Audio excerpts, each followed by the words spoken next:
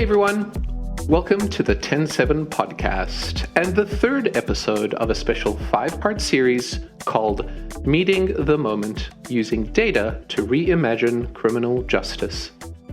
I'm your host, Ivan Stegic. This series is a partnership with Recidiviz, a nonprofit organization that is using data-driven tools to help guide change in the criminal justice system. Recidiviz experts are helping us explore a wide variety of angles related to criminal justice and our prison system. We're also looking for signs of hope that maybe our country is finally ready to meet this challenge and find a new path forward. Our mission at TEN7 is to make things that matter, so this series fits with our values and our desire to do our part to make the world a better place. In the first episode of the series, we learned that mass incarceration is a uniquely American problem, particularly targeting people of color and women. In our second episode, we examined how data might help states start to reverse our reliance on mass incarceration if we can improve the ways that data is gathered, shared, and interpreted. In this episode, we're going to examine the issue of bias in data and technology and what we can do to prevent that bias from perpetuating the inequality in our criminal justice system. But first, I want to continue with the story of Tarra Simmons, a recently elected state legislator in Washington who spent time in prison and who has a unique perspective on the challenges that face people with criminal records. We're leading off each episode of the series with Tarra's voice as a reminder that criminal justice is not about numbers, it's about human lives, and it's about hope. Here is Tarra Simmons continuing her story and discussing how she first got the idea to become a lawyer while she was serving time in prison. When I met the lawyers when I was in prison, they were coming in, they were actually mostly law students, and they were coming in to help the women with their family law cases. So, when you go to prison, oftentimes you're losing custody of your kids, and they were helping the women kind of advocate for their parental rights. And so I met them through that. And they told me that they thought I would be a good lawyer because I was catching on quickly and I was a good advocate and things like that. And I was helping other women in the prison. And I asked them, well, do you think I could because of my criminal record? And they didn't know for sure, but they did give me the name of a law professor to call. And so when I got out, and so I wrote his name down. And I was out for probably about 8 months before I contacted him. And I asked him, what did he think about my chances? And I went through my criminal record with him. And he said, well, all of your criminal record was tied to, trauma and substance use disorder, and you're addressing those. And so I think you would have a good chance. So he became a friend and mentor of mine. And then I met other friends and mentors along the way, including people who had criminal history and had done time in prison who became lawyers. And collectively, they really helped me gain entrance into law school. And so practicing law and being a graduate of a law degree are kind of two different things, right? You have to first get that certificate that you can hang up on a wall. You have to graduate, but then you have to sit for the state bar exam, right? And my understanding is you graduated and then you weren't allowed to sit for the state bar exam. Yes, it was devastating. It completely blindsided me because of the fact that 2 years before I went through that process, my dear friend, Professor Sean Hopwood at Georgetown University in DC, he had robbed 5 banks at gunpoint and served 12 years in federal prison. What? Mm-hmm. Yeah. And the Washington State Bar Association had allowed him to become an attorney here in Washington State. And so for me, it was I really thought I had done everything. I had been honest and open, and I had helped so many people. And I had, over 100 letters of recommendation from not only like sitting judges to prosecutors to people in my recovery community who I had helped, to, supervisors who had been supervising me over the course of my law school career in different internships and externships. And I had so much support, and I had done everything. I had kept up with the obligations to keep my nursing license. I had done all of these random drug tests for 5 years. I had done everything. And so it was really blindsiding to me that they voted to not admit me or not allow me to sit for the bar exam. It was really, really devastating.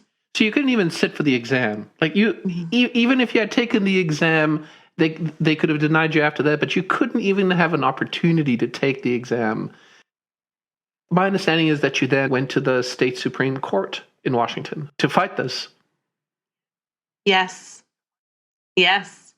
And the person who ended up representing me in the state Supreme Court was none other than Sean Hopwood, who had become a lawyer in Washington state after robbing 5 banks at gunpoint and serving 12 years in federal prison. So the irony of that alone was kind of amusing. And of course, he did amazing advocacy on my behalf. And, something happened that day that never happens. Usually it takes the Supreme Court, 4 or 5 months at least to issue an opinion. And we left the courthouse that day on November 16th of 2017. And we thought, we might hear back in April. And came home, and within hours, the Supreme Court issued a unanimous decision allowing me to take the bar exam. So it was pretty special. That's amazing. That's really amazing. And it sets some sort of a precedent in the law for others as well, Yes. Right? Yes. I think, now we finally have a Supreme Court case that others can use when they're advocating for their right to become an attorney.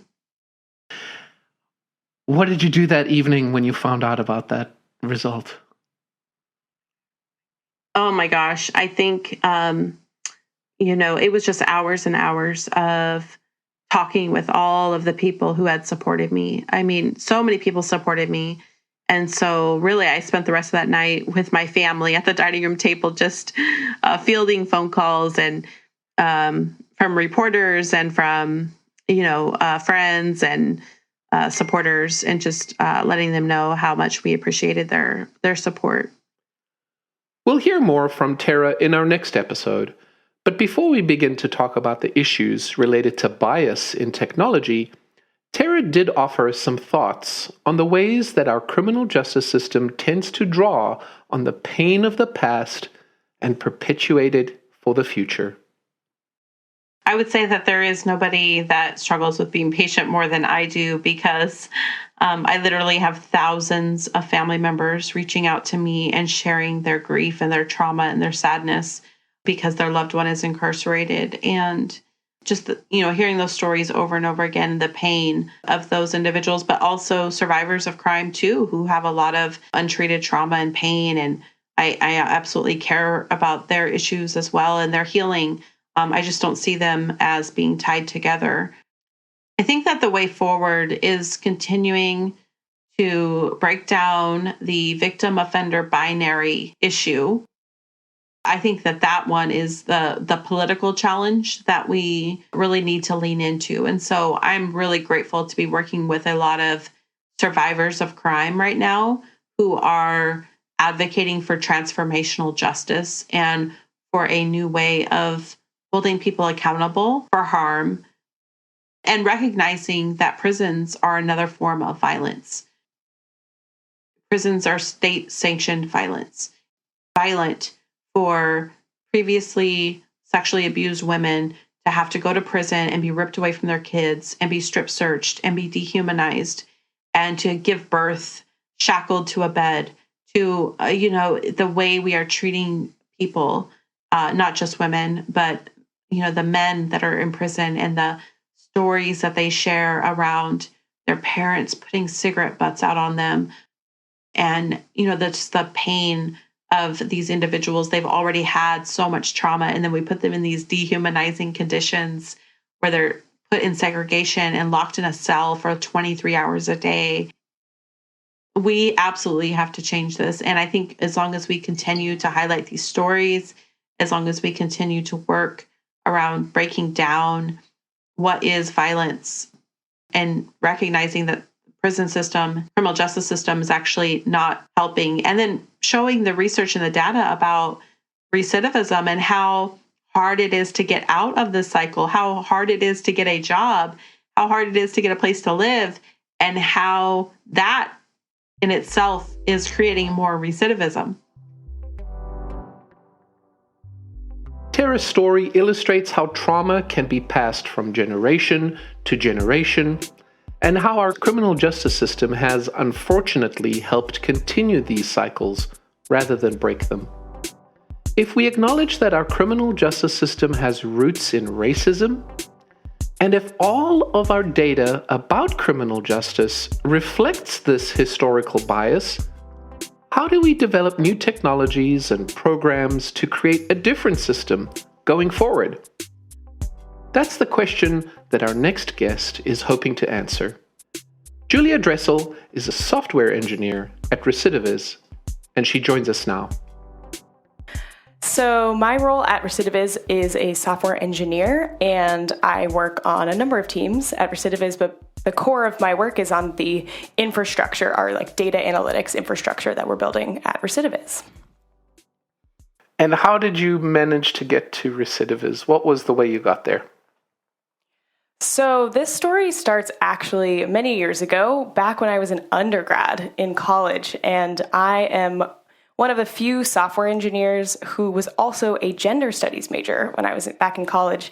And studying both gender studies and computer science simultaneously got me super interested in situations where there was technology that was reinforcing any type of systemic bias or discrimination that we see in our society. And when I was in school, I ended up doing some research on some of the algorithmic risk assessment tools that are used in the criminal justice system. And this is where I first started learning about bias built into these tools, but also started learning more about the problem of mass incarceration as a whole. And then a couple years ago, I pretty randomly came across Recidiviz and was so excited because this was an organization that was working exactly on a problem that I was really passionate about. And also it was working in a way where me as a software engineer could really contribute to what they were getting done at Recidiviz. Why are you so passionate about it? Obviously, there's a left brain, right brain thing going on here with gender studies and computer science, but what makes you so passionate? It's a huge, huge problem that we have, particularly in the United States. We incarcerate, I think, around 25% of the world's prisoners, even though we only have around 4% of the world's population. And it's this massive, massive system that has grown so dramatically over the past couple decades and impacts particularly people of color in this country, but impacts millions and millions of people's lives, not only the people that are in the system, but anyone related to or in the community of anyone who's gotten trapped in the system. And so I found this pull to do anything that I can to make the system smaller, make it more fair, and get people out of the cycles that they've fallen into through their interactions in the criminal justice system. I'd like to get some definitions out there, so that we're, comfortable with talking about words and our listeners are able to understand these words as well. Let's start out by describing the context. What's the technical definition of bias in technology? So bias is, in general, not even just specific to technology, bias in general is when there's a disproportionate weight in favor or against a certain thing. And so when we're thinking about bias in technology, what we're usually talking about is discrimination against a group of people that is happening because of some certain tool, because of how the tool is being used, usually. And so it's the fact that there are technological tools where the use of that tool is having a disproportionate negative impact on a certain group of people. And where do we see this typically manifested in technology? It's actually comes up in a lot of different types of technologies when you're thinking about credit scores, algorithmic use of predictive analytics, trying to determine which type of student is going to be successful if they're admitted to a college. So we've seen algorithmic tools used for college admissions. We see algorithmic tools used a lot in determining who qualifies for a bank loan.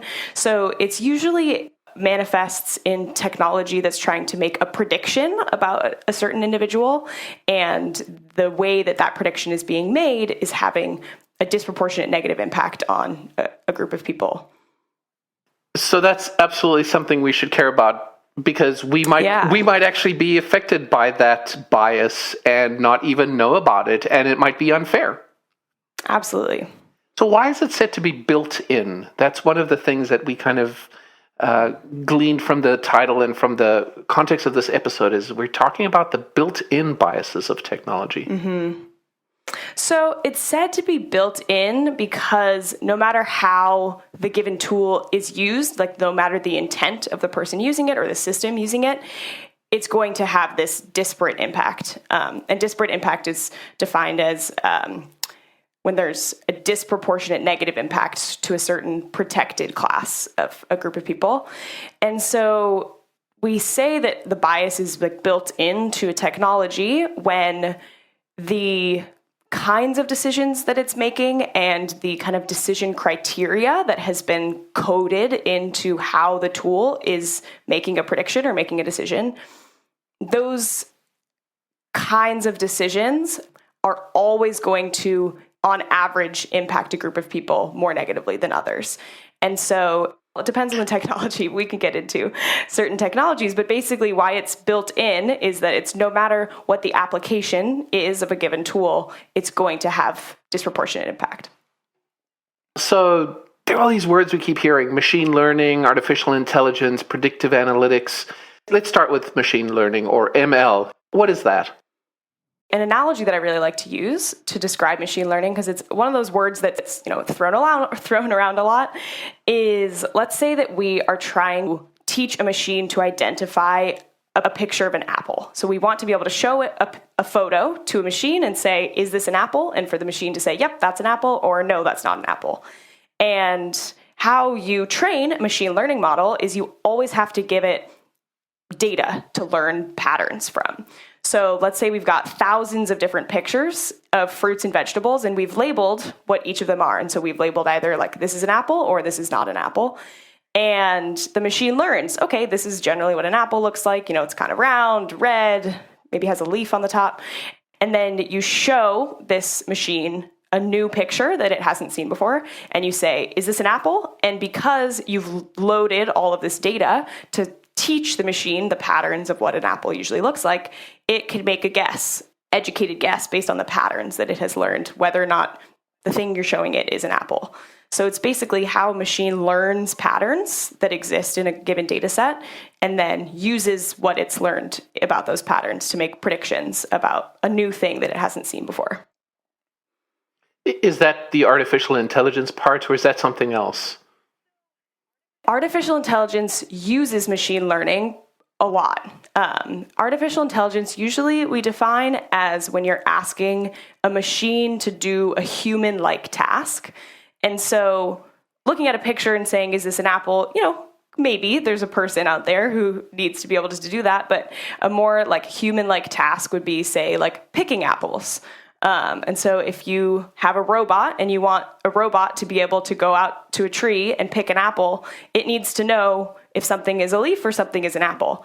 And so artificial intelligence is when you load potentially a robot or computer with machine learning so that it knows, okay, this is what an apple looks like. And then you tell it, okay, go pick all the things that look like an apple. So these things are not mutually exclusive. They're building on top of each other. Mm-hmm. Okay. Yeah. And then there's this other term, predictive analytics. What does that mean? Yeah. So predictive analytics is when you're using trends of what have happened, usually historically, in order to predict what is likely to happen in the future. So we can stay on this apple analogy, let's do it if it's helpful. Yeah. So let's say we own this huge orchard and we're trying to predict, we're trying to figure out how many apples we're going to be able to sell next year. And so predictive analytics would be having accurate historical data on this is, the number of apples we usually sell given the number of trees we have. And we have figured out what the trends are historically with this orchard. And we use those trends. Maybe we incorporate weather trends, seasonal trends, et cetera, to try to model and predict, okay, given what the weather is supposed to be like in the next season, this is how many apples we expect to produce in the next year. So it's using trends of historical information to predict what's likely to happen in the future. And I notice you use the word accurate data when you describe the data in the past that you're going to use to do predictive analytics. And I would guess that data about which crops were successful and what the data for the apples looked like should be pretty unbiased, right? Unless there's someone who is technically or artificially leaning towards giving the red apples more prevalence in the data somehow over the green apples, right? Yeah, so that's usually a situation where you're probably hopefully not going to have a lot of bias in the data collection, but you could, let's say some person doesn't like green apples at all. And so they're going through and they're counting all the apples and they are like, you know what? I'm not going to count these green apples. I don't think green apples count as apples. So that could be how a personal bias in what counts as X versus Y could influence the accuracy of the data that's collected. Okay, I think I understood that. And so that's why I wanted to bring that in, because I was thinking about what you described as bias earlier and how that might relate to this Apple analogy. So there's this other phrase, historical descriptive analytics. What is that? So historical descriptive analytics, if we just take out historical for a second, descriptive analytics is describe what exists. So describe, can you count the number of apples that were produced in October of 2020, say, that would be one descriptive kind of data point. And so there's nothing fancy going on with descriptive statistics, basically. You're just counting. You are categorizing things and you are counting what is in each category. So you might get a little fancy with this is the historical trend that has happened, or, these are the different rates of green apples to red apples or something like that. So but descriptive statistics is what we just think about as basic math that describes what has happened. And when we think about historical descriptive statistics or descriptive analytics, it's being able to have a data set on something that has happened over a given amount of time and pull numbers, pull metrics out of that data set. Got it. Yeah. Okay, so now that we've got the kind of the definitions all out of the way and we sort of understand with this wonderful Apple analogy, let's talk about bias being an issue in technology that's used in the criminal justice system. You mentioned the stat, and we've talked about it in different episodes, the fact that the U.S. has about 4% of the world's population, but about 25% of the incarcerated population. Tell me about bias in the technology that's used in the criminal justice system and why it's important to understand it in the context of the U.S. criminal justice system. Yeah, so what's really important before you start talking about any kind of bias with technology that's used in the criminal justice system is an understanding of the very, very specific racial context of the United States criminal justice system. And there's some pretty alarming stats that I can go through to kind of paint this broad picture. But basically, a Black adult is almost 6 times more likely to be incarcerated than a white adult in the United States. And Hispanic adults are around 3 times more likely than non-Hispanic white adults to be incarcerated. And another really alarming one is that the Black and Hispanic people in our country are around 29% of the U.S. population, but they make up actually 57% of the prison population in the United States. Wow, that is a huge disparity there. Huge. So that's really important because that shows that we've got this system that historically has not treated people of different races equally, right? So we have this system that has over-policed people of color, predominantly Black people, and then over-sentenced and over-incarcerated. So when I say over, I mean disproportionately, we are incarcerating Black people and other people of color in our country. And so that's a really important context to think about when you are trying to build any tool that's going to use historical data about the criminal justice system to make any prediction about what's going to happen next. If we have accurate historical data about who has come into the criminal justice system, you can see those trends. You can look at those trends and say, okay, wow, we have these groups of people who have been consistently incarcerated at higher rates than other groups of people. It's actually an accurate picture of what the system is doing, which is over-incarcerating certain groups of people. So given this context, tell me about how the bias is affecting it. I think, not to kind of overuse this Apple analogy, but I think that there's actually something here that could be helpful. So back to machine learning.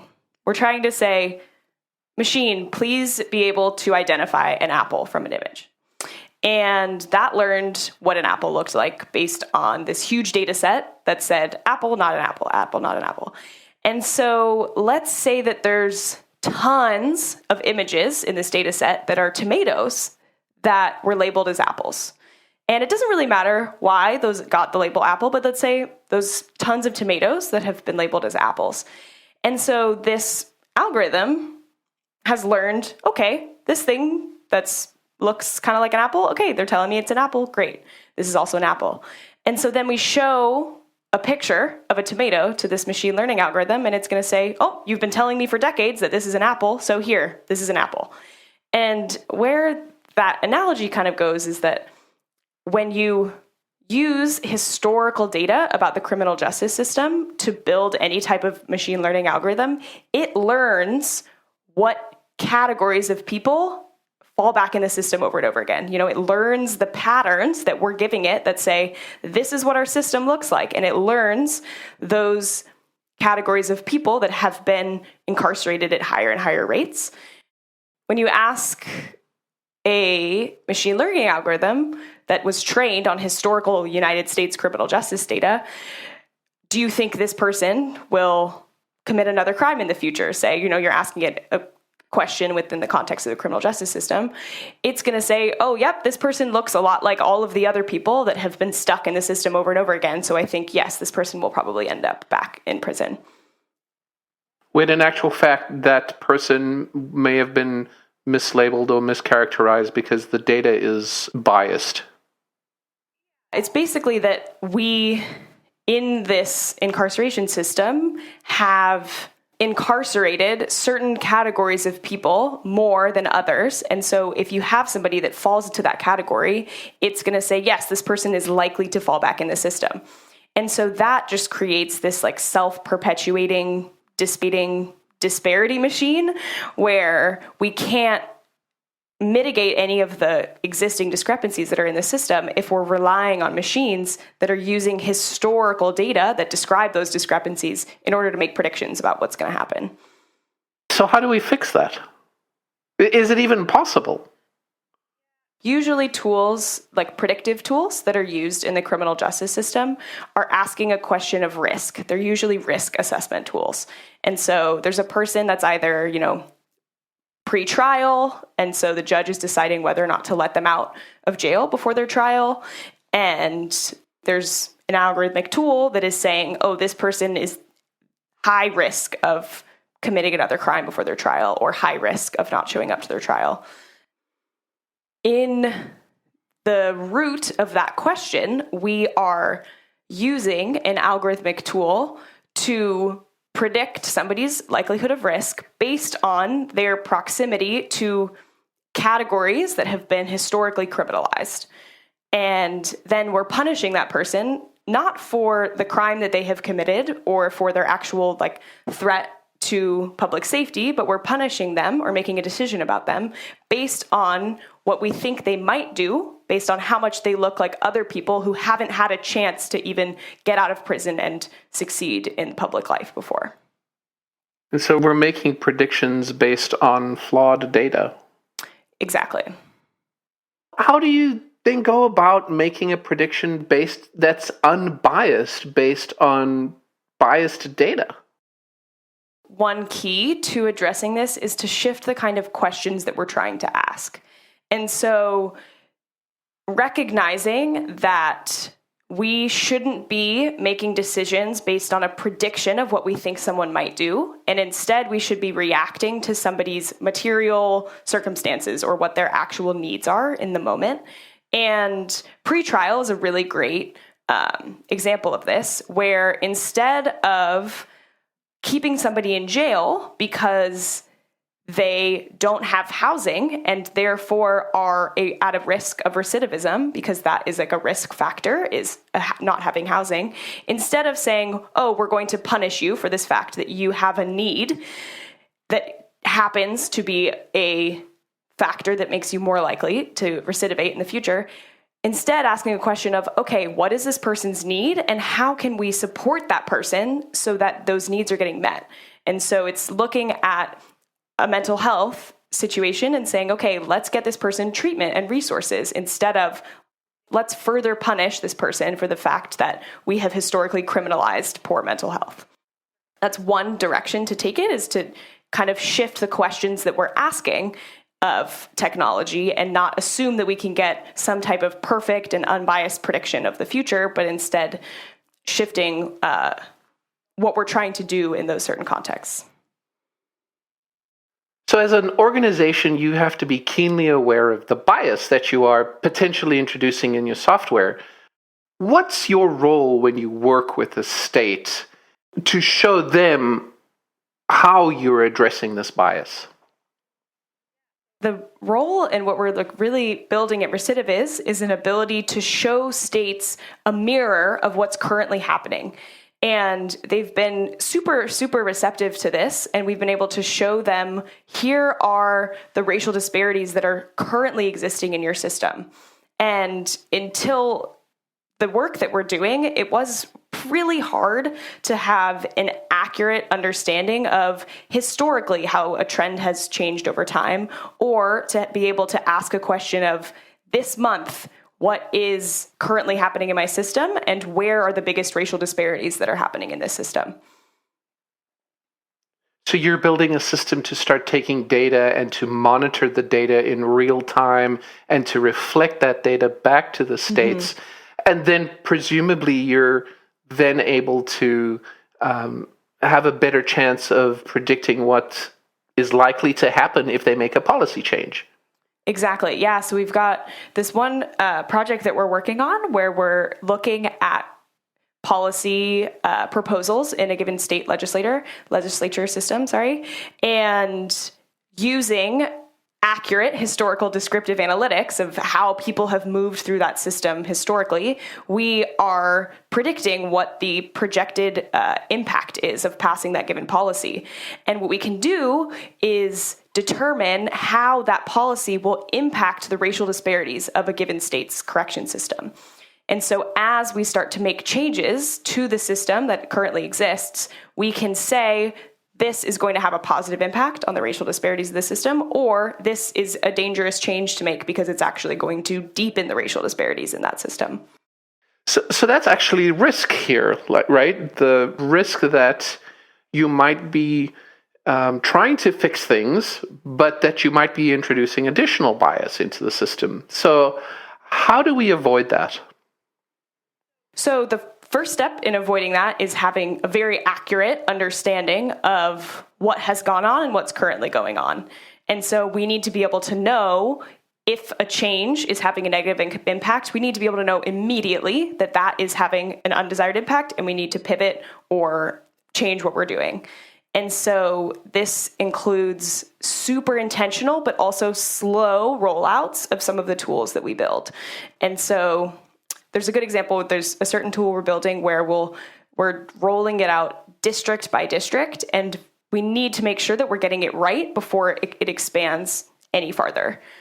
What does that time frame look like? Are we talking about years to do a rollout, or is it shorter than that? How quickly is the feedback cycle happening for you? That's a great question. So what's great is that we have very effectively shortened the feedback loop of the whole criminal justice system, or in the systems in the states that we're working with, because we're collecting data in real time from the state and producing analytics on what is currently happening and how changes have impacted what is currently happening in that state. And so it depends on the product, but some products have a slow rollout, maybe over a couple of months, and then we can look back to those months and say, okay, cool, this is having the positive impact that we wanted. Let's expand a little bit farther. What does a negative impact do to your rollout, and how do you address those issues?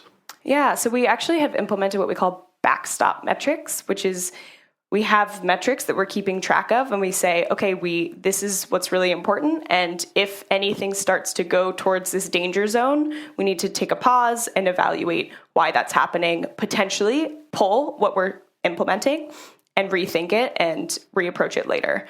And this is pretty rare for Silicon Valley. I think for the tech sphere there's usually not a high desirability to take a pause in what you're building. There's a lot of the classic Facebook phrase of move fast and break things.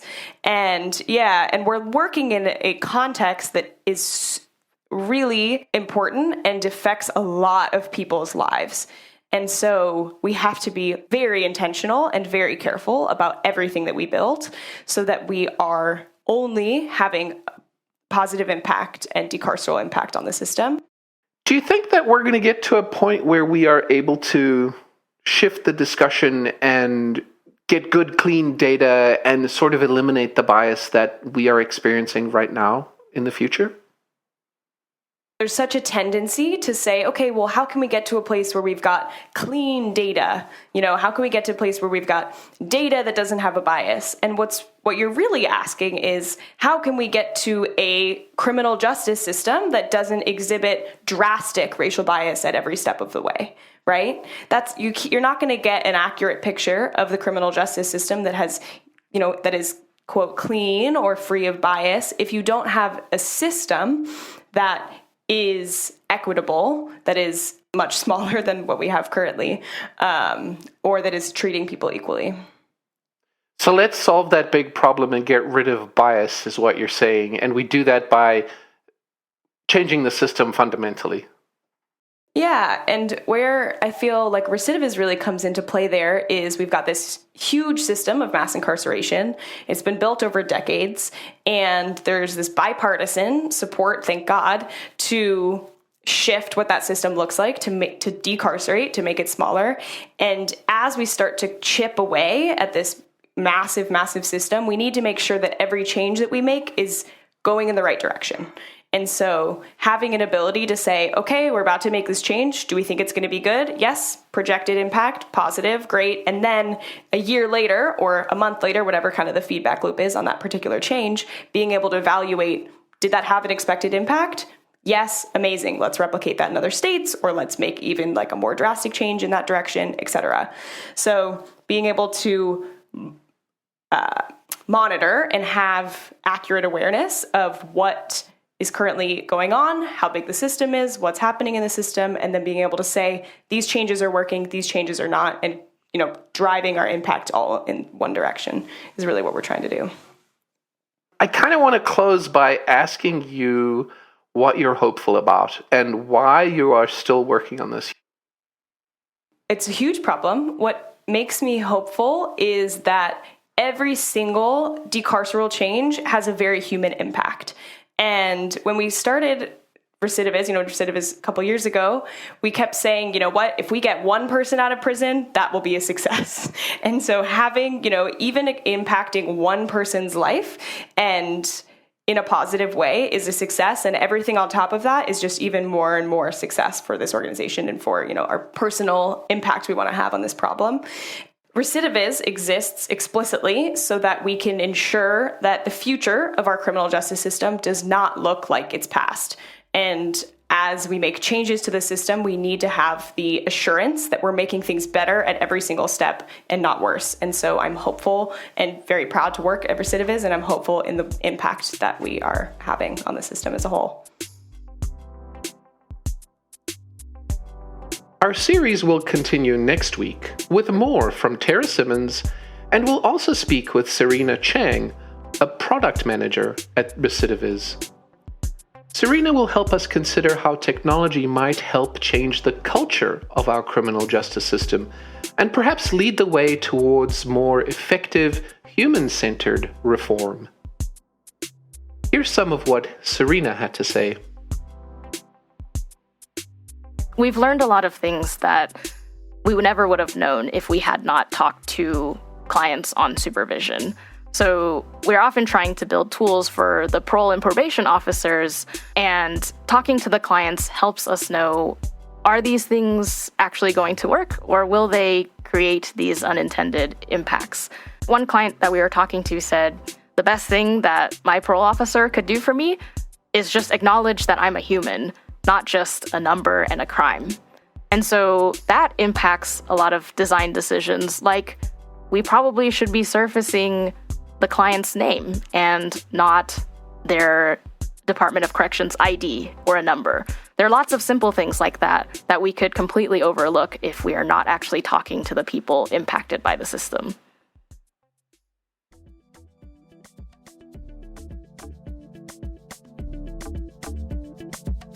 Join us next time for the 4th episode of our series, Meeting the Moment, using data to reimagine criminal justice. We hope you'll subscribe. You can find out more online at TEN7.com/moment. Thank you for listening.